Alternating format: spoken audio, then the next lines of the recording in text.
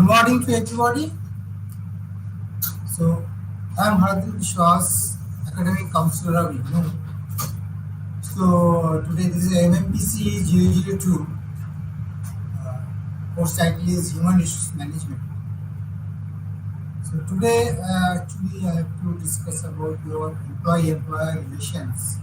That is your block number 4. This is employer and employee relations. So, there unit number 12 is regarding your employee empowerment. Unit number 13 is the grievance handling and the discipline management and the procedures and your unions and the associations. This part we have to discuss.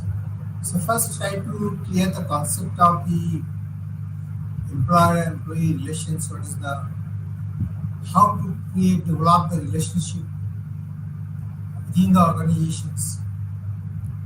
So basically, here try to emphasize when the people are recruiting, the employee are recruiting the organizations. So after that, they have to develop and they have to, the relationships has to be improved, and so that only they can empower. They have to empower things so that they can do the work as per their own, and productivity can be improved. So empowerment is basically the process of passing the authority and the responsibility to individuals at lower levels in the organizational hierarchy.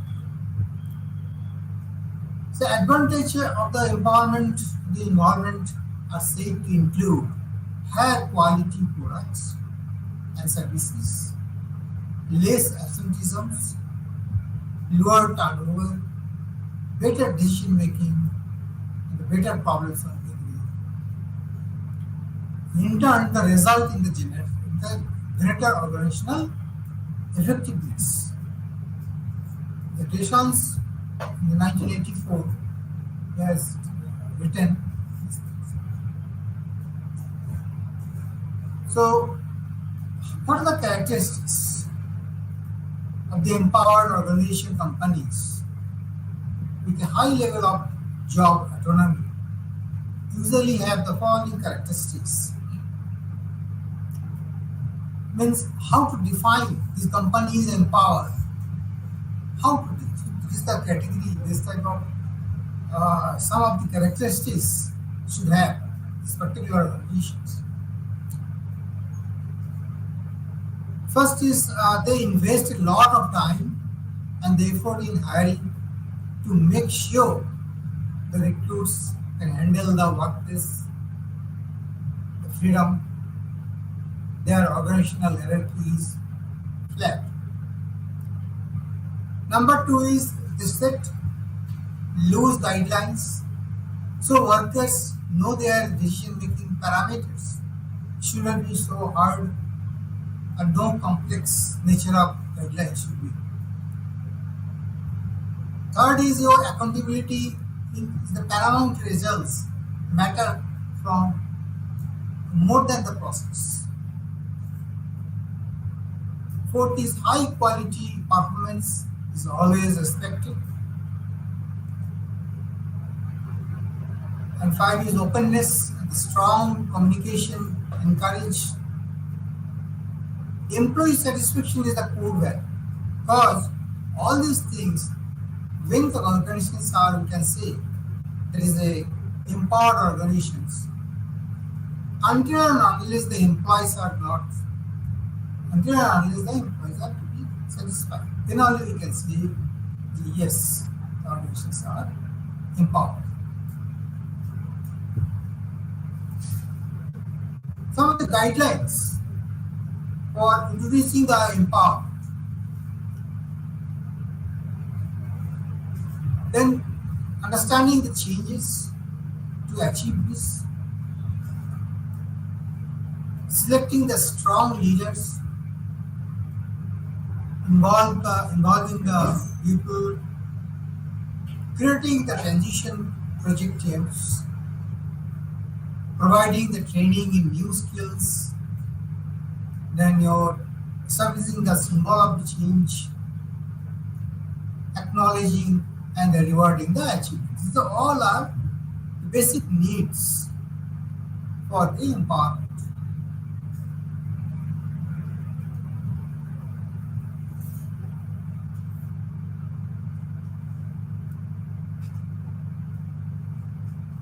Basic benefits of the empowerment, benefits of the employee organizations itself by creating an environment which encourages proactively problem solving. Means the environment should be such a way so that the employees can happily work there and collaboratively they can do these things. So, what are the problems that will come? Proactively, they can do it. For employees, empowerment provides a sense of high esteem, high degree of involvement and the participations, a learning environment opportunity for the personal growth and development and a greater sense of achievement. Replacing the fear and greed hierarchy with a network of the empowered.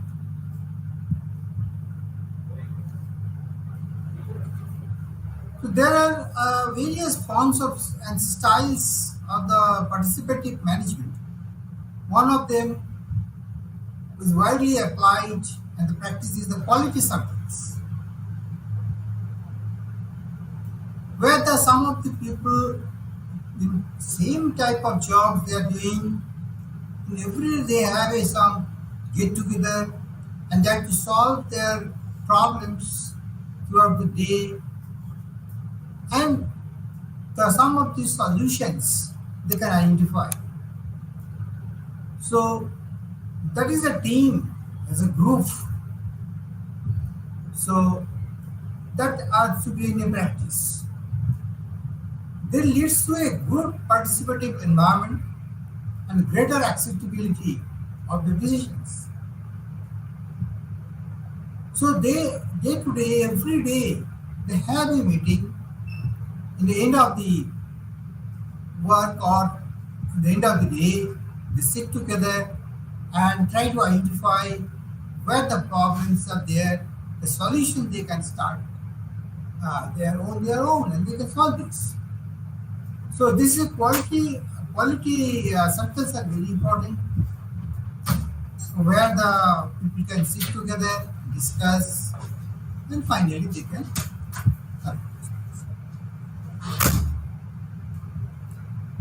Workers' participation in management. The philosophy understanding the workers' participation stresses and is a demonstrate democratic participation in decision making, the maximum employer and employee collaboration, minimum state interventions, realization of a greater measure of the social justice, then greater individual industrial efficiency, and higher level of organizational health and effectiveness. So, it is some of the philosophy, or it is the stresses given for the workers' participations. This is the things has to be followed. So, what are the objectives of the workers' participation in the management and the objectives of the workers' participation in management are as follows.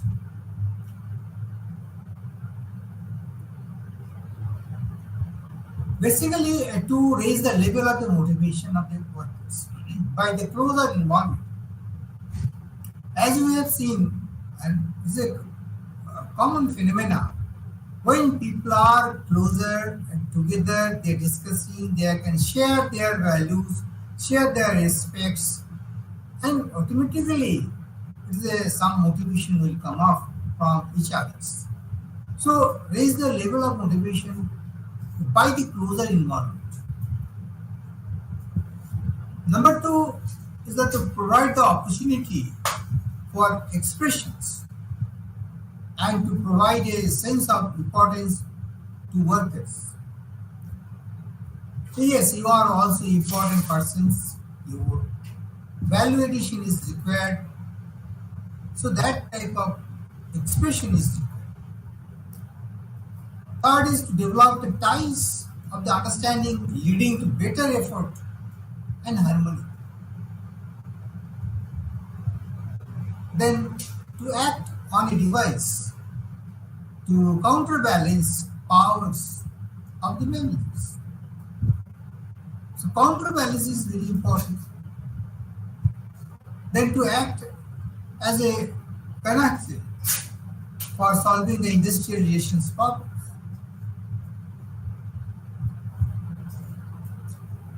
Now, how to form this? The forms of the participation, how to form this formation of the team. So for that, one of the process is collective bargaining. It results in the collaborative agreements which lay down the certain rules and the conditions of service in an establishment.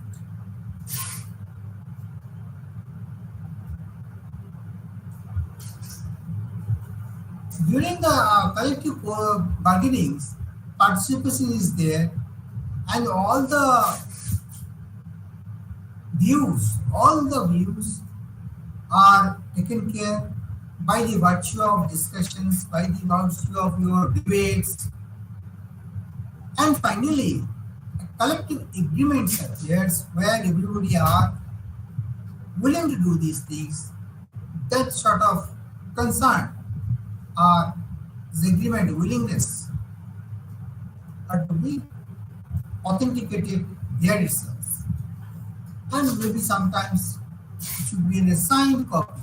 Yes, so we are agree on this point. So some collective bargaining process are required.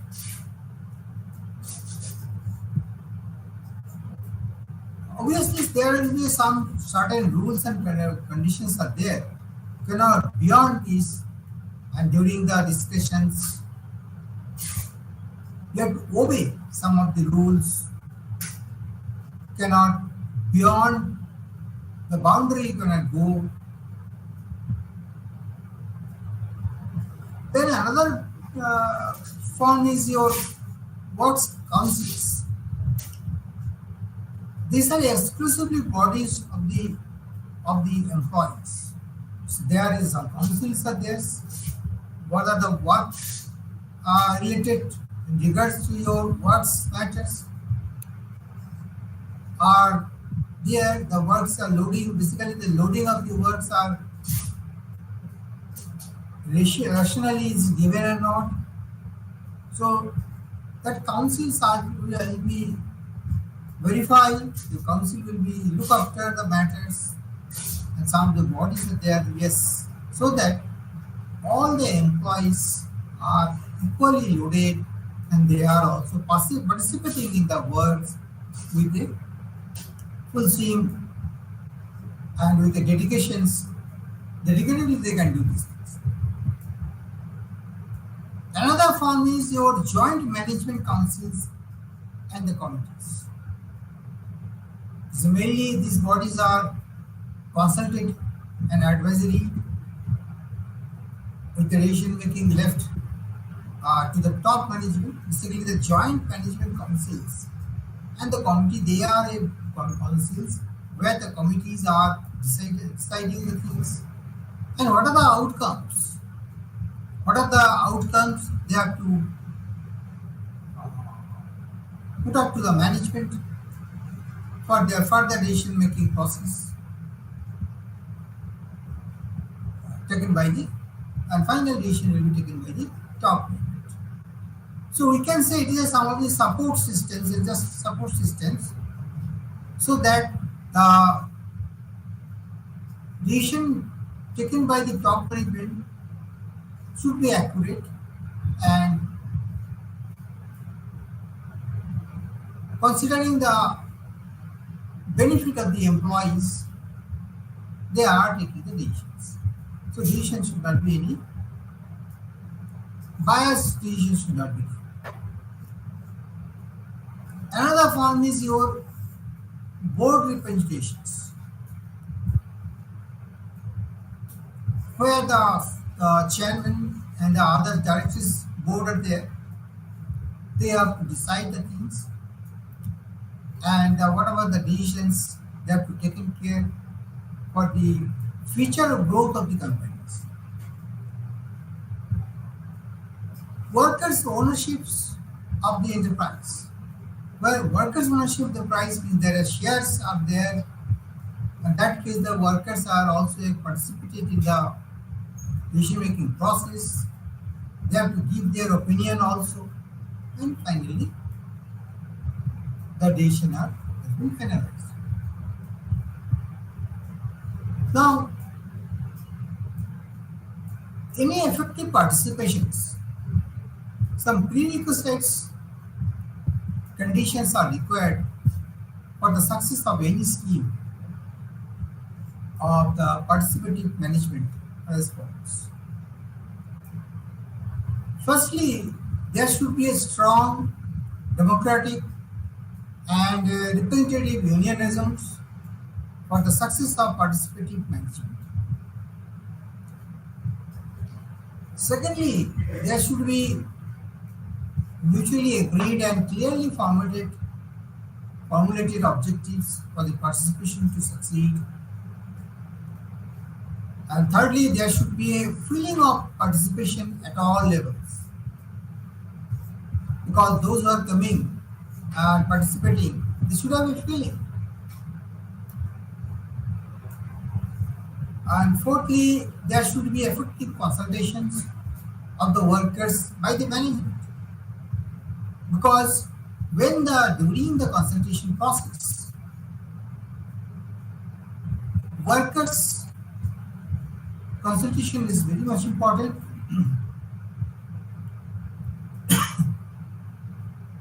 And management is also to be keen to learn, keen to hear of all these things what the workers are saying. So that type of communications and that are to be fulfilled. Fifth is both the management and the workers must have full faith in the soundness of the philosophy underlying the concept of labor participations. So trust and faith is an important part. Both the management and the workers. Both have to be respect, faith is important. Now coming to career development is the function of the human resource management, which aims to providing the opportunities for the people to develop their careers. And here the career planning, succession planning, two major parts of the career. Training and development plays a major role in the career development, and some of the functions in the career planning and the things are there. Some trend analysis are there based on these different steps are there. It includes the steps of yes, how to analyze the things. It means the potentiality of particular employees are to be identified. Select the appropriate business factors. It should be best available in the predictor,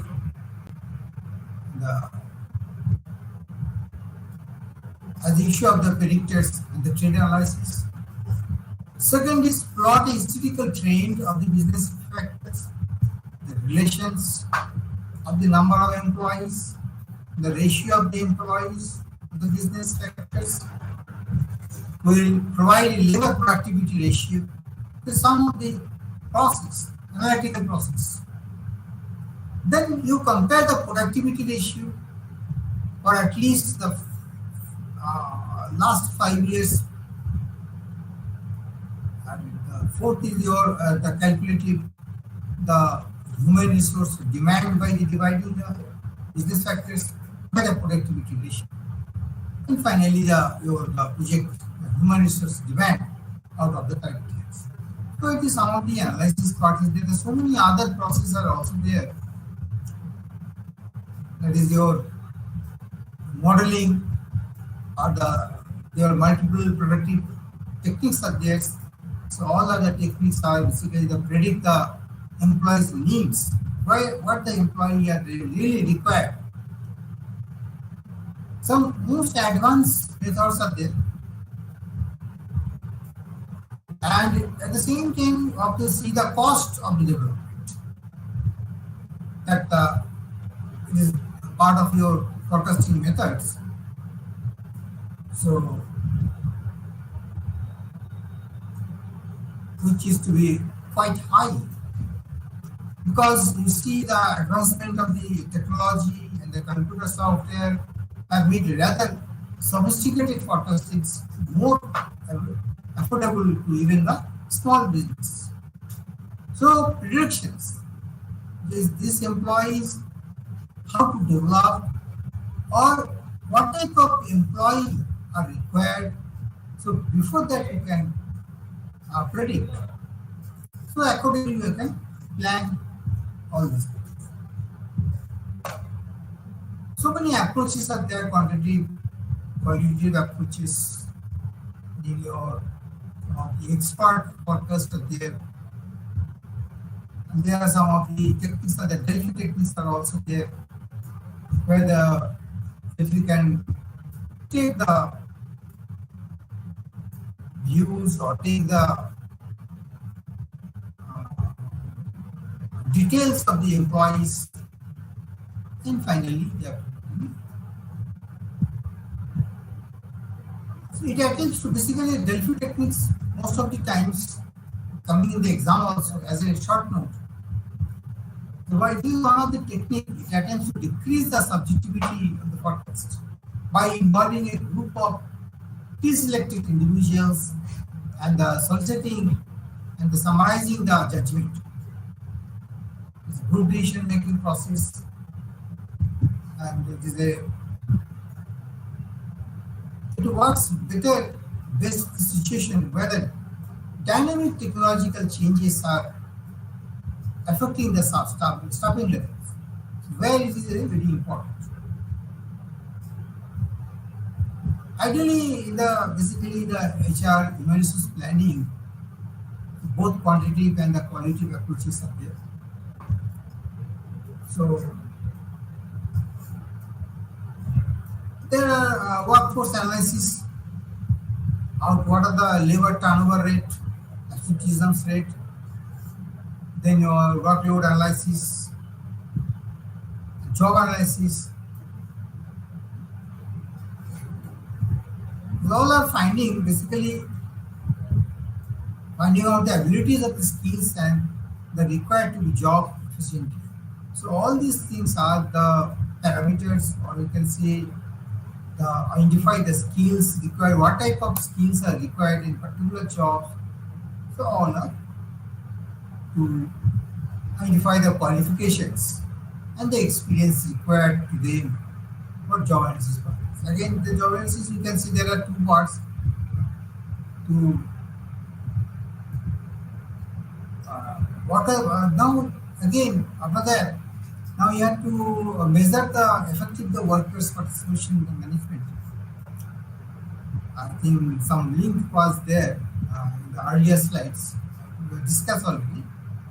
Certain conditions should be satisfied, because at the time of doing the discussions, some of the conditions has to be set. One is the managerial attitudes, union cooperations, winning participations, and the workers' attitudes. All these things are the conditions are to be fulfilled. Because manager, if they are not willing to discuss, not able to consulting the workers, then usually that meeting, that participation cannot be fulfilled. So manager has to be that type of attitude should be there. Yes, the workers, he is our subordinate, and he is also a part of our company. So we have to listen carefully. That type of attitude as manager has to show. At the same time, union cooperation is also union is also to be cooperate always.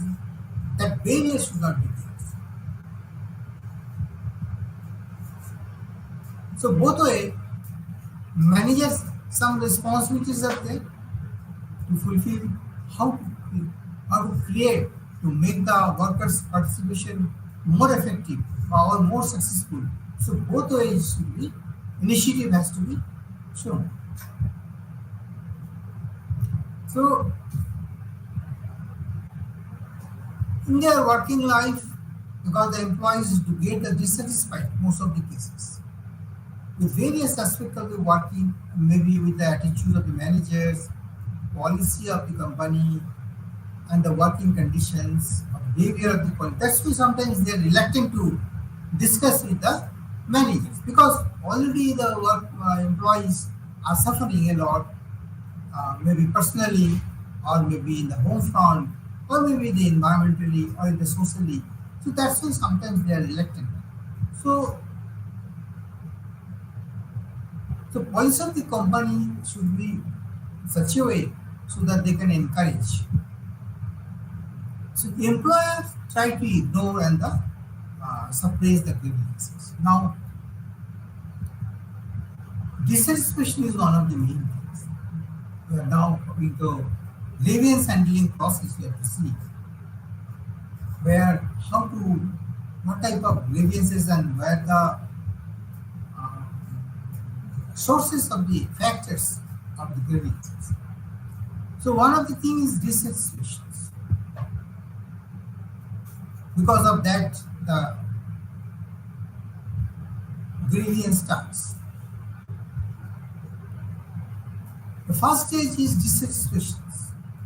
Then second stage you have complaint, and third is the grievances. People or any employee or any human stated will not go to the grievance. First, is he feels of dissatisfaction, feel irritating, maybe the things are not convincing, is not uncomfortable in that situations. Maybe due to any reasons. Maybe salary, maybe job, maybe the attitude of the managers, relationships, what are the way this will start. That is the initial stages.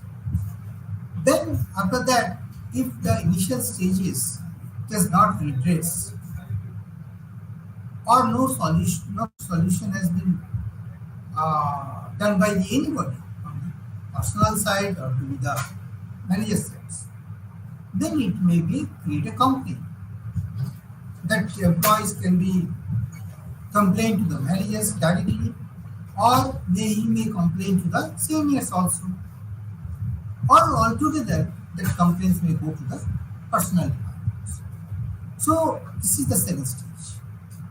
And even though after that there is no remedies, there is no solutions, then it can be grievances. Then it will go to the grievances. And finally, they have to take the actions. So anything disturbs the employee, whether or not the unrest is expressed in the words, that is the dissatisfactions.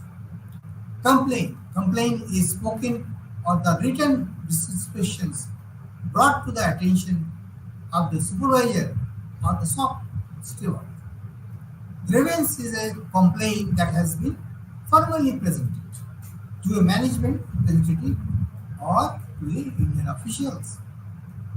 The grievances can be uncovered in a number of ways: gossip and the grievance offer vital clues about the employee grievances, red boxes, open door policies, periodic interviews, exit surveys could also be undertaken to uncover the mystery surrounding the grievances. There are a lot of processes are there.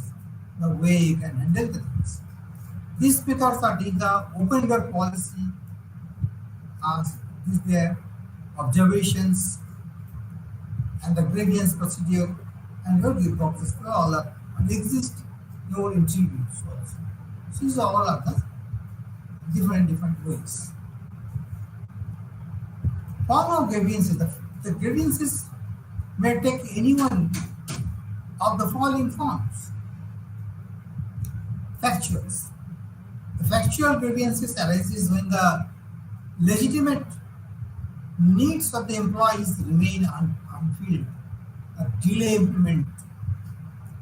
Now, imaginary is another form when an employee's dissatisfaction is not because of any valid reasons. Sometimes it has happened, but because of the wrong perceptions, wrong attitudes, and the wrong informations he has. So such a situation may create an imaginary grievance. Actually, it is not a real fact.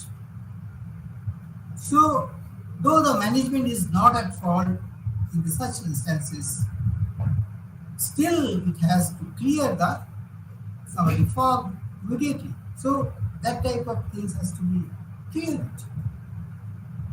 disguised. An employee may have the dissatisfaction for reasons that are unknown to himself. Sometimes it is unknown. The employee don't know. Grievances may occur for a number of reasons. So now there are some of the listed below. What are the reasons behind it? Economic. That is one of the reasons where it consists. It is included. You can see the wage fixations, overtime, bonus, wage divisions. Employees may feel that they are paid less when they compare to the others. So these are all economic. Work environment, poor physical conditions of the workplace, tight productions, norms, defective tools and the equipment, poor quality of materials, unfair rules, lack of recognition. So is the work. Supervisions relate to the attitudes of the supervisor toward the employee, such as perceived notions of bias, favoritisms, nepotisms, caste affiliations, regional feelings, etc. These are very vital things. Most of the cases, the supervisions are very important. Most of the dissatisfaction starts from their results. Work group. Employees unable to adjust with his colleagues is another issue. Most of the new entrants, new employees are facing these problems. Suffers from the feelings of the neglect, victimizations, and the becomes the objects of the ridicule and humiliations. So these are all the reasons. Now features for good grievance handling procedures. Some of the features are listed here, where you can say it's a good grievance handling process. Fairness, facilities for the representative representation and the representations, procedural steps should be limited to 3. There should not be so much. Suppose you have applied for the grievance, you have to submit it, and maybe there are 6, 7, 8 steps are there. That should be. Then it will take a long time, and there is a fair chance solution may not be available with the time frames. So it should be limited to 3 steps. Promptness is another important. Promptness is needed to avoid the bitterness and the frustrations. Why it is needed? Because the promptness create a further depressions. the who has victim or who has applied for this thing grievances, who has submitted the grievances at the grievance cell, he or she is waiting for the result, maybe 2 months, 3 months, the time has crossed. So further depression will start and it will affect to the other employees also because it is propagated to others also. Oh, nothing will be done because the management are not taking seriously. Files are already lying there, but they are not taking the decisions. So that type of propagations, it will be that type of it will provoke further for the other employees also, and it is a spreading and will increase the depressions further. So to avoid these things as early as possible, the solution should be utmost care should be there so that solution can be obtained as early as possible. Then we can say it is a good procedures. Essential prerequisites of grievance handling procedures, some of the things are very required. Conformity with the statutory provisions, unambiguity, there should not be any ambiguity. Simplicity is required, promptness and training and follow-ups. And finally, you follow up. Discipline is the regulations and the modulation of the human activities. To proceed with discipline is one of the main things because without discipline, you cannot control or you cannot reach to the objectives, whatever the procedures are. So, control the performance, you require the discipline. So, it is to encourage the employees to conform to established sensibly and safely at work. So, discipline is essential to all organizational group action.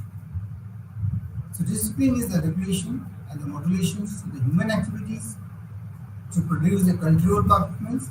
The real purpose of the discipline is quite simple. It is to encourage the employees to conform the establishment standards of the job performance and to behave the sensibly and safely at the work. Disciplinary action procedures. To start with based on any misconduct committed by the employees or being complained or the complaint, the preliminary inquiry is called what? It's called because if anything is happened, first things you have to have the inquiry. Then disciplinary authority has to initiate the actions. The following authorities are laid by the organizations for various level of the employee, that is disciplinary authority and appellate authorities and reviewing authority. And then basically the stages of the disciplinary proceedings. So reviewing authority is important, but all the proceedings are things. And the different case written review by the PO and DE inquiry report, submission of the report to DA. There is a lot of stages are there, and the DA decisions, your minor censor means DA in the sense in this case it's a disciplinary authority. Then reduction to lower stage, reduction in the rank, removal of the service. So all these things, what type of actions are required, that can be decided. Or if it is a really industrial dispute to handled by the Industries Act, Dispute Act. So there are two, basically there are two, any discipline you see. So punishment is not in the sense of things. Punishment is also a part of your disciplinary disciplines. to show the employees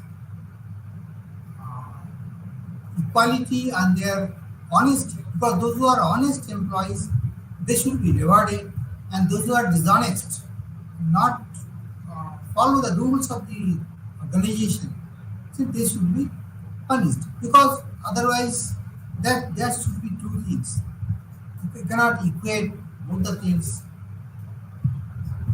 Totally two things are different. So some punishment is also there. But some minor punishments, there is a, for example, since the fine, you can give some of the fines or penalties, and some payment of wages, withholding the increment, stop the increment, suspension of order, like this. So it is, all are the your minor punishments. Major punishment is also the demotions, discharge, dismissal, failure of communicating the order, because these all are the extreme conditions. So trade union is an association either of the employees, of the employers, of the independent workers. It is a relatively the permanent formation of the workers. It is not a temporary, casual combination of workers, because the form of trade unions are really required in the organizations. When the organization is a big employee or population of the employees are more, so management cannot be monitor everybody's problem. So union has a responsibility. They have to look after to see their problems and convey to the top managements. So there are classical, the non-classical, evolutionary, the different form of trade unions are there. Some of the functions are there, the militant or the protective or intra-mutual functions. Then your fraternal or the extramural morals functions, political functions, social functions, all are the trade unions part. What are the objectives of the trade unions?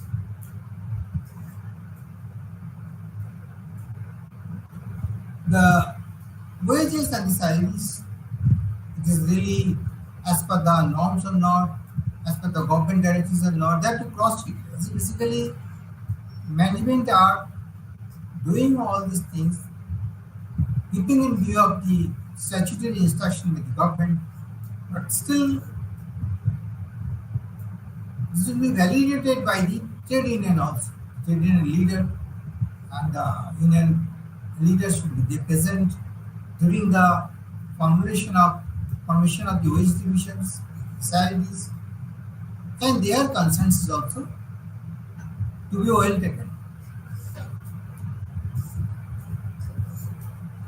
Working conditions and discipline, the personal policies, welfare of the employees, and employee-employee relations, negotiating the machinery, safeguarding of the organizational health and the interest of the industry. So now, health is one of the issues.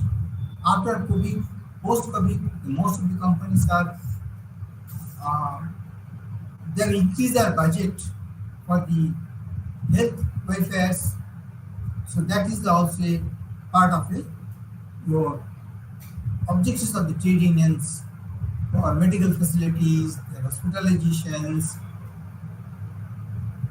are well defined or not, and that is the reimbursement of the government managements are to be taken care.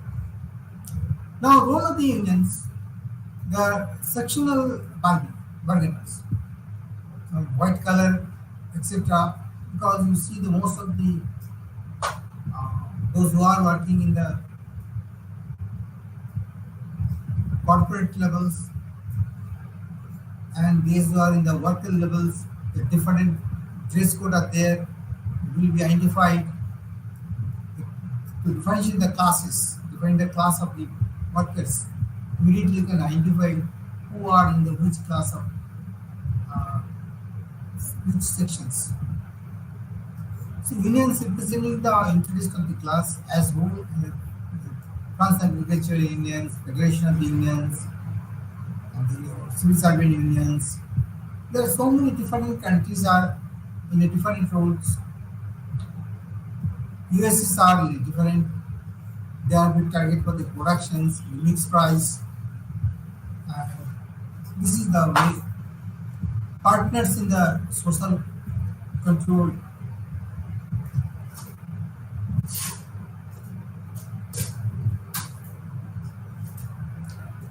So now I have to discuss some of the classification based on the ideology.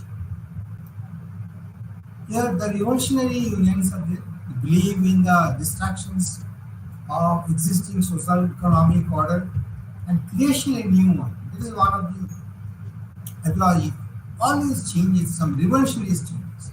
They want shift in power and authority and use of force. That is the left unions, leftist thing. They have to always in a revolutionary changes. Reformist and the welfare unions is another classifications. Is the what changes and the reforms within the existing socio-political framework society. That is basically the European models. They are always reforming things with the new technologies or the new form of work cultures. So, All India Trade Union Congress is there. There is your AITUC, then your ILO, International Labour Organizations, and then subsequently a lot of development has done. The formation of AITUC led by the All India Railways Federations, and all other. This is some of the trade unions districts. So the Trade Union Act is also there, and your employees organizations, some of the feature challenges, the conflict of the different cities, different countries, different scenario that they are there. So I can skip some of the things which are not required right now. So okay, I think thank you very much.